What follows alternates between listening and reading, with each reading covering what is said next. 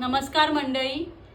आत्ताची एक गोष्ट घडली माझ्यासोबत जेव्हा मी ड्रायव्हिंग क्लास लावलेला आहे 4 व्हीलरचा. तर ते शिकण्यासाठी मी गेली होती आमच्याच एरियामध्ये. तर तिकडे असा घटना घडली की कोणतरी मोठा माणूस किंवा बोलू शकता कोण नेता आला असेल, काय माहिती नाही मला. तर त्या नेत्याला जाण्यासाठी रस्त्यावरच्या पब्लिकला बाजूला करून पोलीस लोक अरेरावी करून त्या लोकांना हकलवत होते अक्षरशः. आणि जे सायकलवरती माणसं असतील, स्कूटीवरती जे असतील, म्हातारी लोक वगैरे, त्या लोकांना पण हकलवत होती ही पोलीस, आपली जी महाराष्ट्राची पोलीस आहे.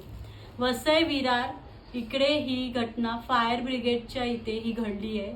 संध्याकाळचे 5:15 ते 5:30च्या दरम्यान एक मंत्री आला होता.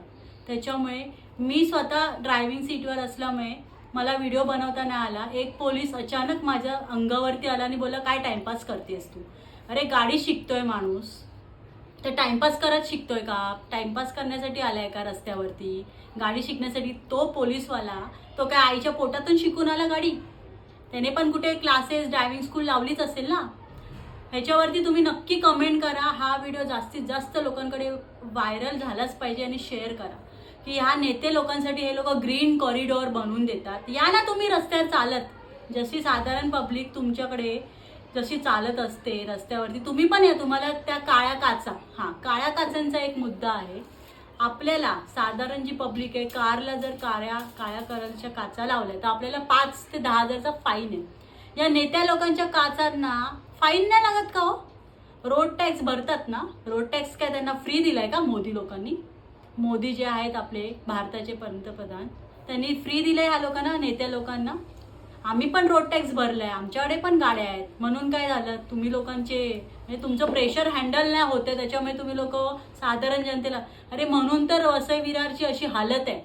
हां, कोणालाच म्हणजे मी बोलते ना, बरं झालं मी मतदान नाही करत आहे, मी बोलू शकते ह्या लोकांना. मतदान करून पण ही लोक आहेत ना, काही कामं नाही करत. वसई विरारची अक्षरशः पूर्ण वाट लागलेली आहे. रोडमध्ये असं आता बघितलं मी, वसंतनगरीच्या नंतर ड्रीमलँड जो एरिया आहे वसईचा, तिथे रस्त्याचं काम सुरू केलं आहे. का तर निवडणूक आहेत म्हणून. आता तुम्हाला शुद्ध येते. हां, आता तुम्हाला जाग आली रस्ते रिपेअरिंग करायचं. निवडणुकाला तुम्ही सगळे दिसतात.